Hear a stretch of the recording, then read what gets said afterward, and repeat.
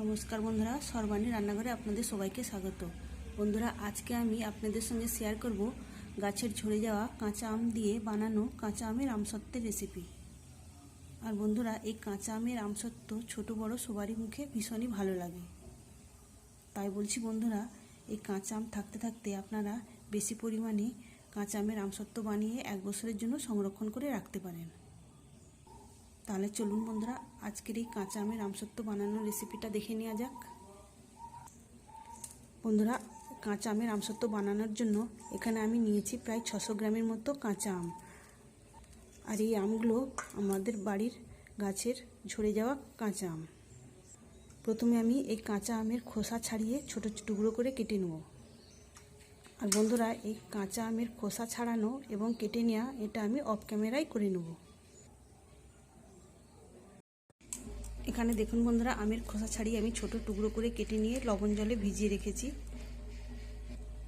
আর আমগুলো ভীষণই ছোট, তাই এর একটা কষ বের হতে পারে, সেই জন্য আমি এই লবণ জলে ভিজিয়ে রেখেছি। আর দেখুন বন্ধুরা, লবণ জলে ভিজিয়ে রাখার ফলে জলের মধ্যে কতটা কষ বের হয়েছে। এখন আমি এই আমগুলো লবণ জল থেকে ছেঁকে তুলে নেব। আমগুলো আমি লবণ জল থেকে ছেঁকে তুলে নিয়েছি। এবার আমি 2 বার পরিষ্কার জল দিয়ে পাল্টে পাল্টে ধুয়ে নেব।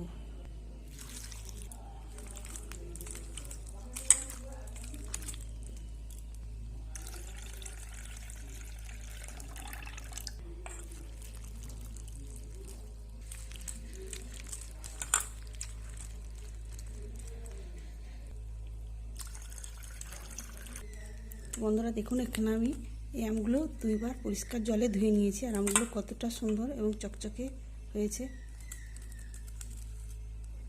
এখন আমি এই আমগুলোকে সেদ্ধ করে নেব। আমগুলো সেদ্ধ করার জন্য আমি কড়ার মধ্যে দিয়ে দিচ্ছি জল। তবে জলটা খুব বেশি দেওয়া যাবে না, এমনভাবে দিতে হবে যেন ওই জলের মধ্যেই আমগুলো সেদ্ধ হয়ে যায়। এইভাবে আমি জল দিয়ে দিয়েছি। আর সেদ্ধ করা হয়ে গেলে এই জলটা আমি ফেলবো না, এর মধ্যেই থেকে যাবে। এবার আমি এই আমগুলোকে সেদ্ধ করে নেব। গ্যাস অন করে আমি কড়াইটা বসিয়ে দিয়েছি। এবার আমি ঢেকে দেব। এখন দেখুন বন্ধুরা, আমগুলো খুব সুন্দরভাবে সেদ্ধ হয়ে গেছে। জলটাও কমে এসেছে। এখন আমি এই আমগুলো এই ডালের কাঁটা দিয়ে ভালো করে ভেঙে দেব।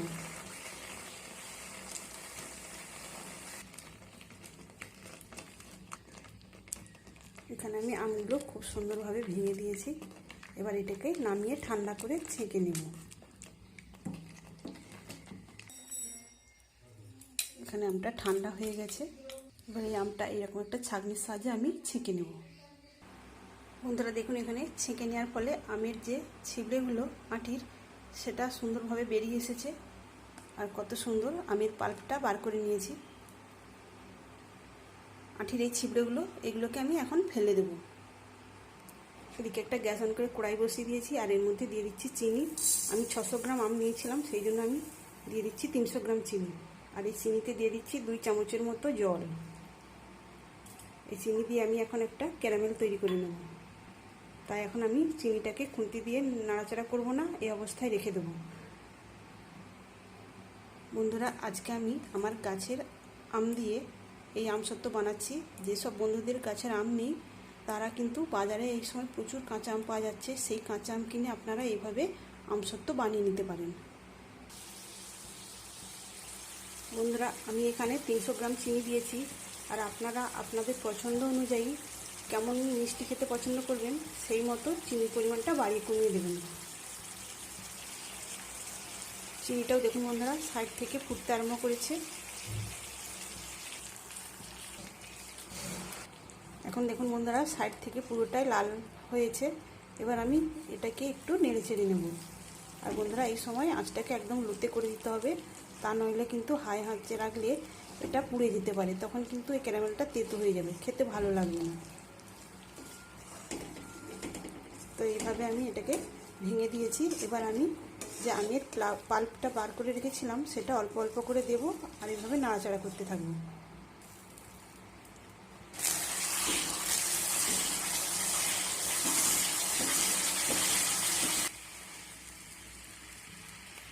সম্পূর্ণ আমি আমের পাল্পটা দিয়ে দিয়েছি। এবার এইভাবে আমি নাড়াচাড়া করতে থাকবো।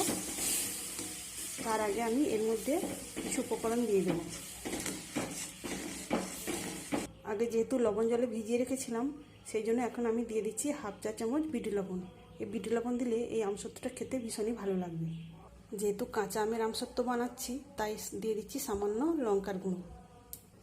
এখন আমি নেড়ে চেড়ে এই আমসত্ত্বটাকে বানানোর জন্য আরেকটু ঘন করে নেব।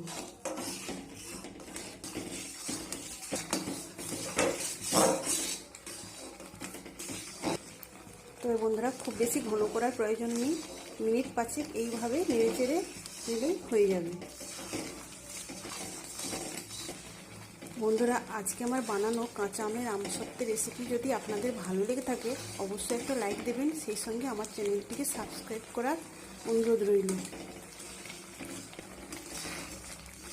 তো দেখুন বন্ধুরা, এখানে এটা আর আমি বেশিক্ষণ ফোটাবো না। আর ঘনত্বটাও দেখুন ঠিক কেমন হয়েছে। এইভাবে ফেললে, আর দেখুন এই খুন্তির গায়ে একটা লেয়ার পড়েছে। তো এটাকে আমি এবার নামিয়ে ঠান্ডা করে নেব। তো একদম ঠান্ডা করব না, একটু হালকা গরম অবস্থায় আমি থালাতে ঢেলে দেব। এখানে আমি এরকম একটা থালা নিয়েছি, আর এই থালার নিচেতে আমি একটু সরষের তেল মাখিয়ে নিয়েছি, যাতে এই আমসত্ত্বটা শুকিয়ে যাওয়ার পর খুব সুন্দরভাবে তুলে নেওয়া যায়।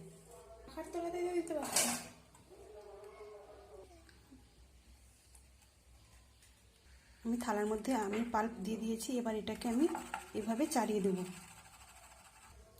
আমি এখানে একটা থালার মধ্যে আমের পাল্পটা দিয়ে দিয়েছি। এবার এটাকে আমি শুকিয়ে নেব। সেই জন্য চলে যাব আমি ছাদে আমি রোদে শুকিয়ে নেব।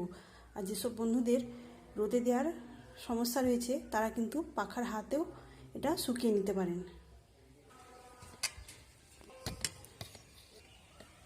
আমি চলে এসেছি ছাদে, ফিরে আসবো শুকিয়ে নেওয়ার পর।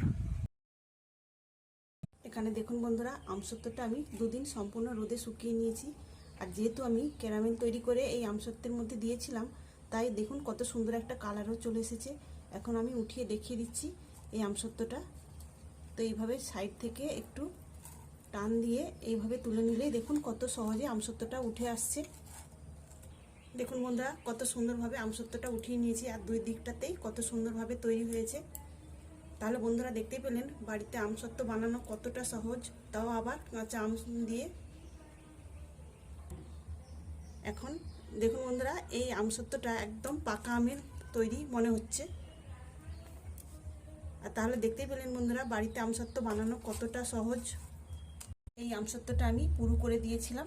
যেসব বন্ধুরা পাখার হাতে শুকাবেন, তারা একটু পাতলা করে দেওয়ার চেষ্টা করবেন, তাহলে খুব সহজেই ভালোভাবে শুকনো হয়ে যাবে। এখন আমি এই আমসত্ত্বটাকে একটা ছুরির সাহায্যে পিস পিস করে কেটে নেব।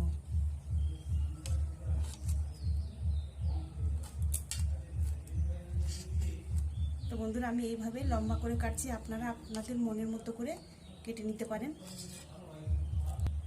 তো বন্ধুরা, এখানে আমি আমসত্ত্বটাকে লম্বা করে কেটে নিয়েছি। তাহলে বন্ধুরা, আপনারা এই সময় বেশি পরিমাণে কাঁচা আম কিনে এইভাবে বেশি বেশি পরিমাণে আমসত্ত্ব বানিয়ে সারা বছরের জন্য সংরক্ষণ করে রেখে দিতে পারেন। তো দেখুন বন্ধুরা, কত সুন্দরভাবে তৈরি হয়েছে।